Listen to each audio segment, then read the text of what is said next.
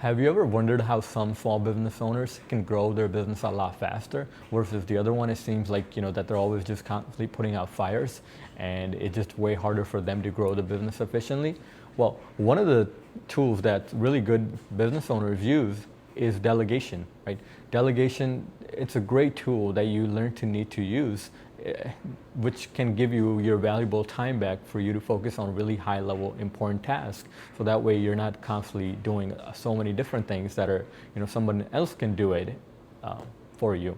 So here's a three-step process on how you can delegate effectively, right? First step is, making sure that you have the right person that you can delegate to.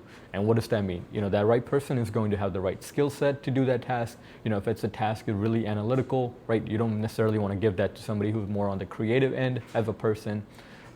So finding the right person with the right skill set, and then also knowing that you can trust them, right? That they have high levels of integrity. So that's what I mean by finding the right person.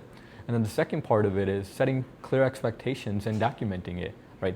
You want to be clear with them when you're giving them a task. Don't just tell them what to do and leave them to it. Set them, document what exactly you want done and how they can do that task, right? When do you want it done by, and why is it important in the overall big picture of completing that task? Because people don't like working on meaningless tasks, so that gives them a meaning behind the task.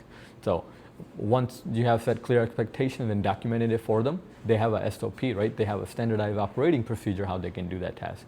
And then the third task is that you don't want to completely leave them to it. You want to take some time to review and give feedback, do a check-in on a relatively frequent basis, and then you can slowly lower that as they get more comfortable with doing that task.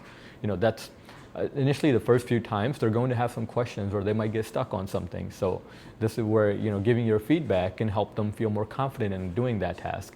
And then attach a success metric with them on completing that task. Maybe it's all the invoices are sent out by 5 p.m. with 0 errors, things like that. So again, the third part is review it with them, give any feedback you need to, and just kind of that way it's monitored and done well. So I hope that helps. You can check out my channel for more, kind of time management skills and overall how to grow your business in a more efficient manner. Okay, take care.